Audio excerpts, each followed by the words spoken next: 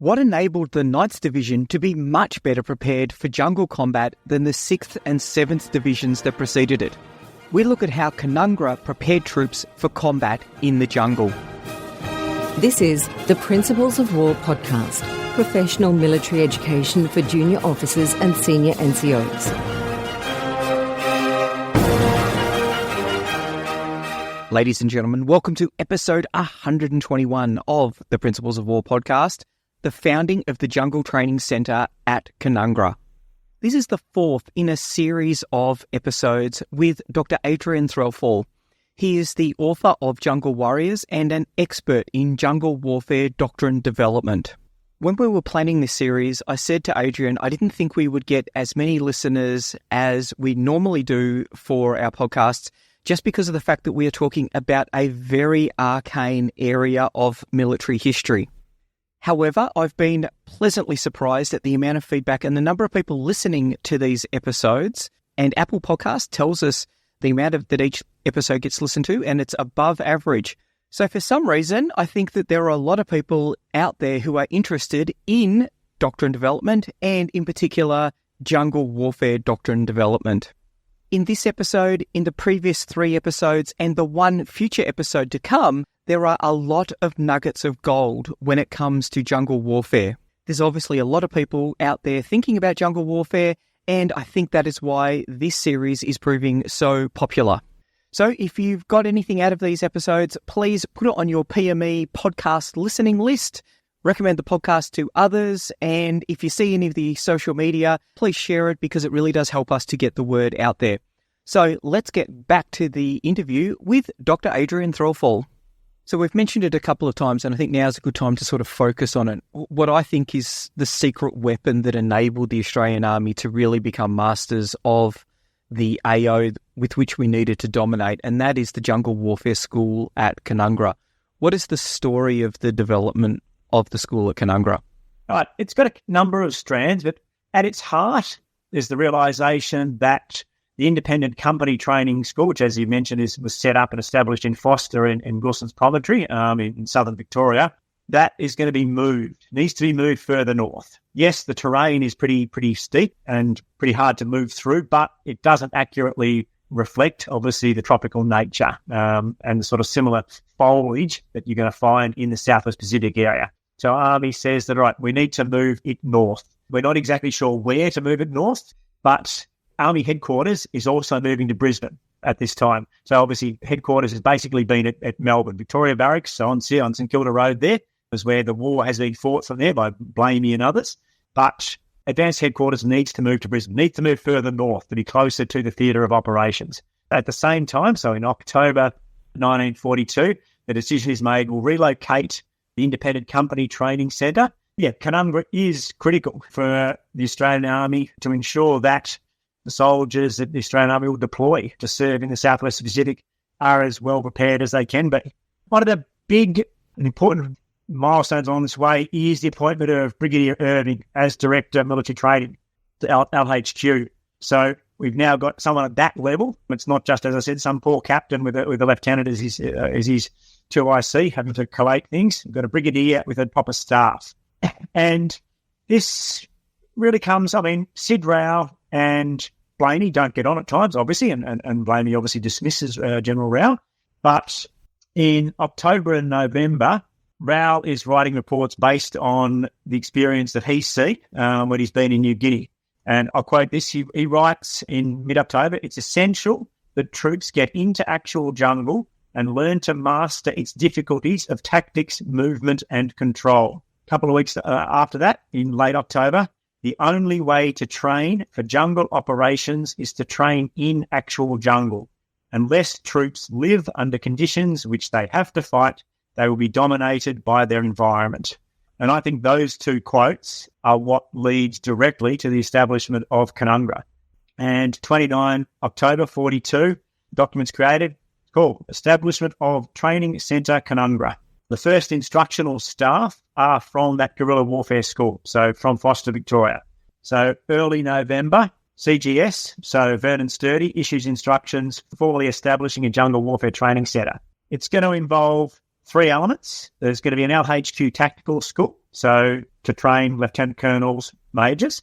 There's going to be a reinforcement training centre, so to train at the individual level and also at section and platoon tactics, and an independent company training school. So those three schools are going to be established. They're supposed to be established in the one place, but there's not enough facilities. So the tactical school is established at Beenleigh, so down closer towards Brisbane. So, as I said, we've got the independent companies and the tactics side of things. Reinforcement Training Centre up at Canungra with, as I said, tactical school for officers, for unit and sub-unit commanding officers down at Beenleigh.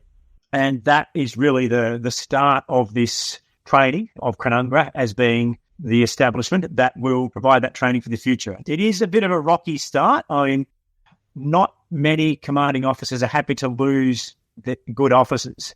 Army says we need more officers. Yes, we've got that instructional staff from the Guerrilla Warfare School in Foster, but that's not enough. We need more officers. But this becomes an opportunity for some units to dump officers that they don't like or are beyond the age where they can be useful. And in that first period between November 42 and April 43, the comment is that there's far too many snarlers here. SNLR, services no longer required, is how it is put by the Army at this stage.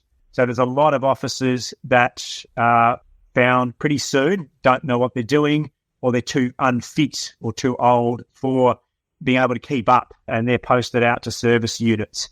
Also, there's many officers from 6th Division and 7th Division who have served in Kokoda or at the Beachheads campaign. So in this period, so this is November to sort of November 42 to March, April 43, they're being posted in. But an awful lot of them, funnily enough, keep having relapses of malaria. So an awful lot of them get sick and have to be, and back then malaria is 6, 8, 10, 12 weeks it could take before you recover. So it's not really working as had been hoped at this period. And in this early period, they haven't yet put in the policy that you don't get to leave Canungra until you've passed. So eventually the policy is there's only three ways to get out of going through Canungra. One, you go AWOL, obviously not what the Army wants to happen. Two, you're posted to a service unit. You're not fit or physically enough. You're not going to be a frontline soldier. So you're regraded or reclassified downwards and then sent to some sort of a service corps unit, or you pass Canungra. You do your 28 days. But this takes a few months before this happens. And there's a lot of churn, obviously. And many of those officers who do have jungle experience are just desperate to get back to their units. They're not interested in becoming, some of them are not interested in becoming an instructor at Canungra. Even if they can obviously see the benefit of it, they want to get back to the 2nd 14th or the 2nd 27th or the 2nd 3rd or whichever battalion they are from.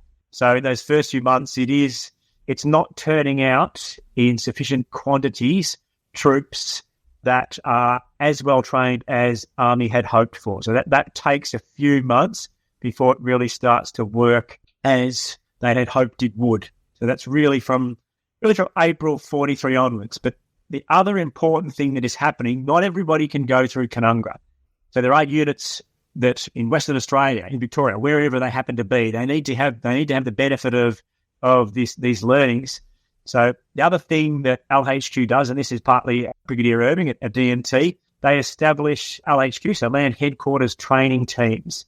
So not at Canungra, so officers are sent up from LHQ to Moresby to interview battalion and company commanders coming out of battle. So this is obviously the period between, again, November 42, February 43. So they go up there, they sit down for 2 or 3 or 4 days, and they interview, as I said, battalion, company, and platoon commanders, collate that information, take it back to Australia, and those LHQ training teams are then dispatched to go and run training sessions with formations, particularly with the militia units, but also other AIF units that have not yet seen combat against the Japanese. So they do the training and then they become the umpires in exercises. They help to train these units. They're there for several weeks, train these units, and then they oversee them conducting exercises. Those units conduct the exercises and they become the umpires. So those two things, I would argue, are what's really, really important. The establishment of Canungra and also those LHQ training teams. So you mentioned the selections of the instructors. We know that that plays a really critical role. So some of the early instructors, if you look at the instructors that trained soldiers in the 53rd Battalion, many of them had minimal experience in the army, and yet they held the rank of sergeant, and that clearly didn't work very well. Compare and contrast that with Dave Sabin, who fought at Long Tan, and he said that the instructors that he had at Skyville were experts in all of the fields that they were lecturing in. So he rated the instructors extremely highly, and everyone was very keen to learn as much of what they could as possible. Is there much recorded about what they did to look at the quality of the instructors and how they improved it over time? Not that I have seen, but as I was just saying before, pretty quickly they start to realise that many of these instructors are too old and too unfit, and they get posted out. So as there is this churn, as I said, November 42 for the next 3 to 4 months, there is quite a lot of churn. And I'm not sure how valuable some of the training that was undertaken in that period is. But what is happening is that Army is starting to realise that, yes, we need to have officers that are fit for purpose and senior NCOs that are fit for purpose. Ones that have had combat experience, have served in New Guinea, and are not too old. I guess the best example we look at the age of battalion commanders decreases by more than 10 years over the course of the Second World War for the Australian Army. I would not say that a 46-year-old is too old, but back then they felt that those blokes over their mid-40s were too old for the rigours of the jungle campaigns. And so by the end of the Second World War, in the 45 campaigns, you have battalion commanders who are 35. Green, who obviously becomes 3 RAR commander in the Korean War, he's only 31. So battalion commanders are between 10 and 15 years younger than they had been at the start of the war. And their company commanders and their platoon commanders are also young, but have been experienced. So, as I said, I think it takes several months for Army to get rid of those ones who are services no longer required, and to get those blokes who are too old, too unfit, and replace them with men who have served with either 6 Div or 7 Div in those initial campaigns, and get them their training and passing on their expertise. And that continues throughout the war.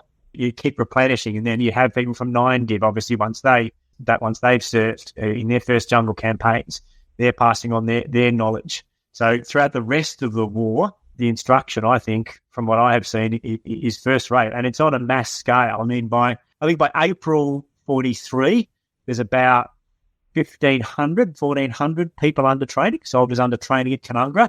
But at the height of the war in mid-44, there's between 4,000 and 5,000. It is a massive, massive enterprise, and it is just churning men out. And as I said, they have to do their 28 days. There's some blokes there who take 4 months to finally get through Canungra, but you don't get to go to your unit. Basically, you want to be able to say, would you, as a commanding officer, be happy to accept this man in your battalion? Would he make a rifleman in your battalion? If you can't answer yes to that, he stays at Canungra until he is at that standard that is sufficient.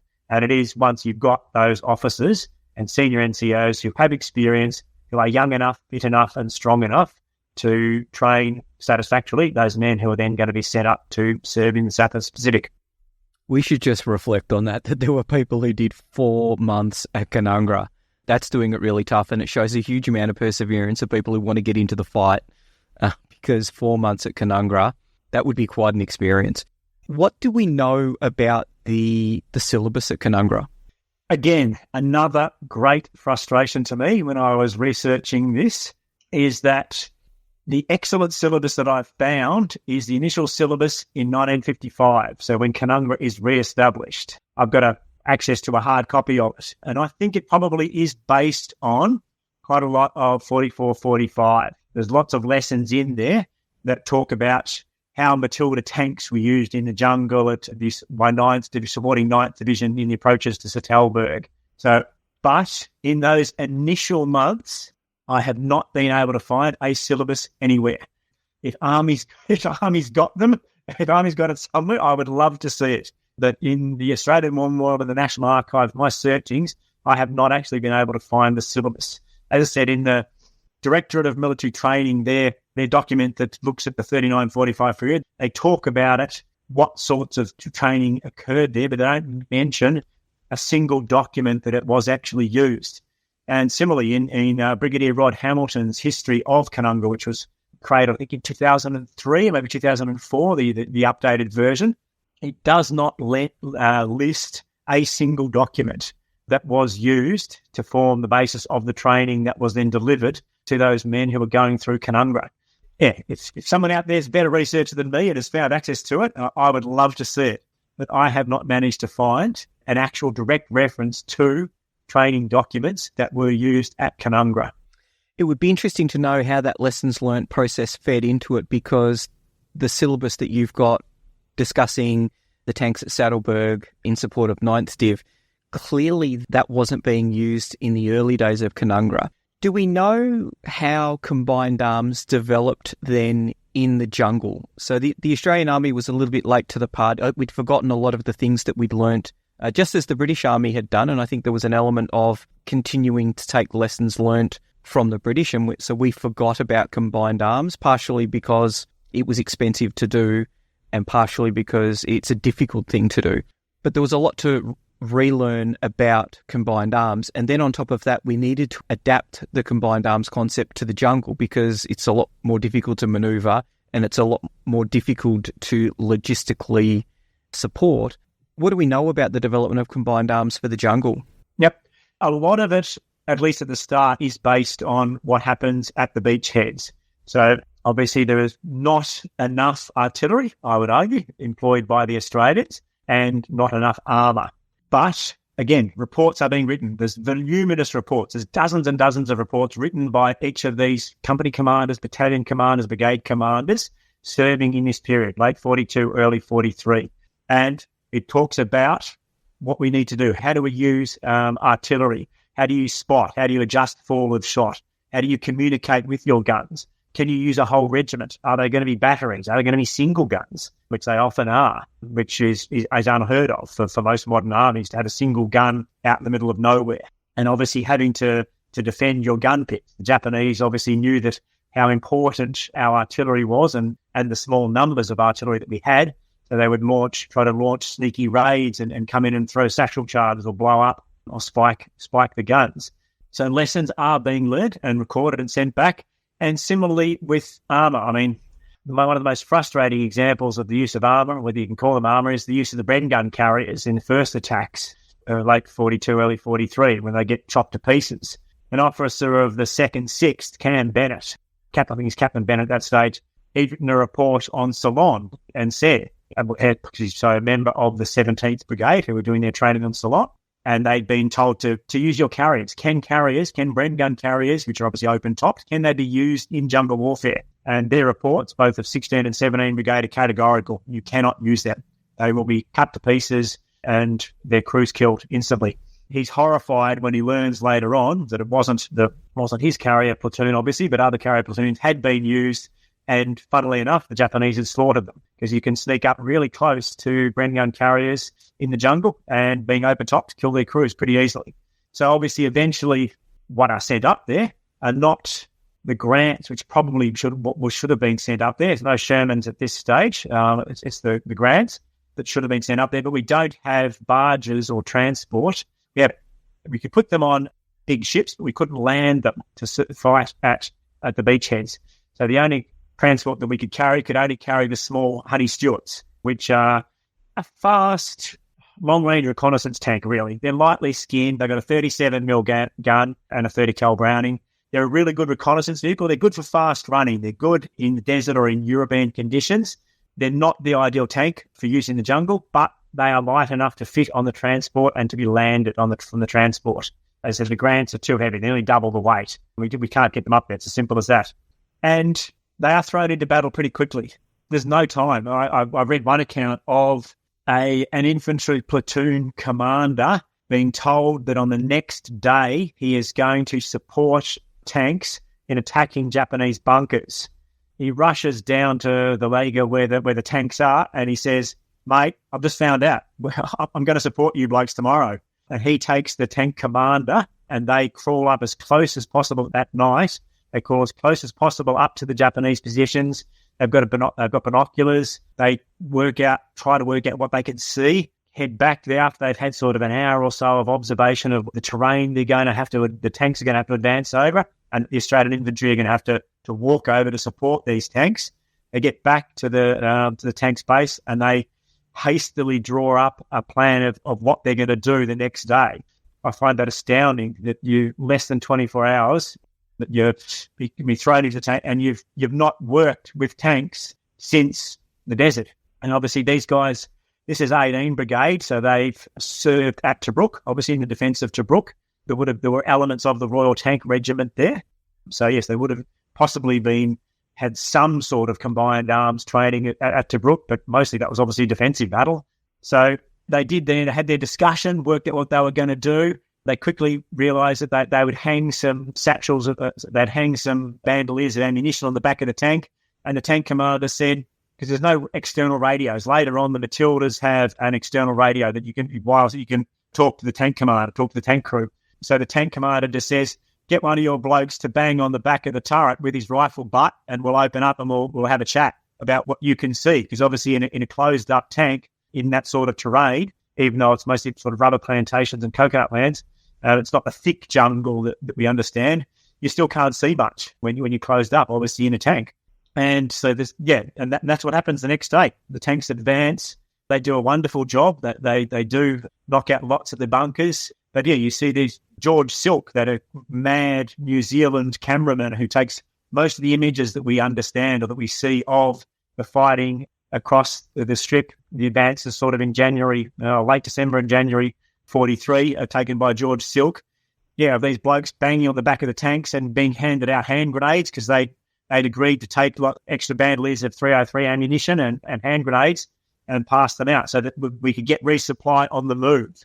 Because that was one of our discussions is, how are we going to resupply? If you move several kilometres forward, how are we going to get our second-line ammunition forward? And so those tank commanders talking to the infantry captains, I guess, because they're most of the platoon commanders and company commanders, say, this is what we'll do. We'll put an extra stuff for you blokes in our tank. You bang on the back when you need it. We'll open it up and we'll give it to you. But that's the ultimate learning on the job, I would say. So we've spoken about Canungra. What about the development of training at Tully? Yeah, once we get, obviously, later in the war, it's the Atherton Tablelands becomes the centre of training for the AIF.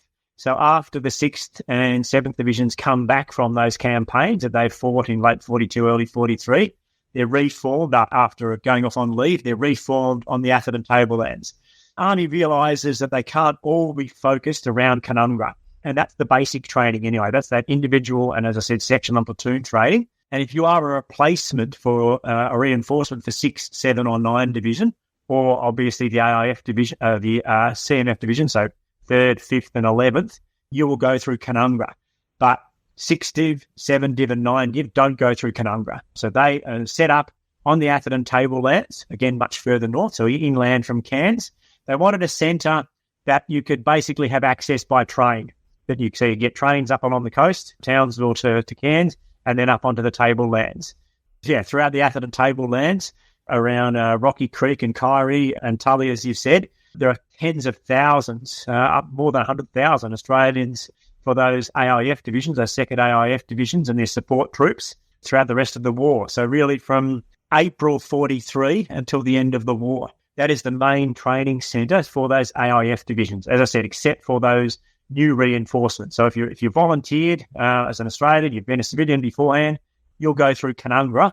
And then if you've volunteered to be AIF, then you'll be posted up to your unit up on the Atherton Tablelands and do your training there. And there's massive training exercises up there. I mean, divisional scale, which they haven't been able to do, obviously, that sort of scale, haven't managed to do those since the Middle East and since really the fighting in the Middle East kicked off, so in 1940. So, yeah, that is critical, that training that they undertake there. And then, obviously, the other reason to choose Cairns is because the amphibious training takes place at most of it at Trinity Beach, which is about 15 k's north of Cairns. So they're sort of, I call those northern beaches of Cairns, which are beautiful for tourists these days, obviously. But Trinity Beach is, if anybody sees black and white photos of Australians doing amphibious warfare training in the Second World War, I can tell you 99 times out of 100, that's going to be at Trinity Beach.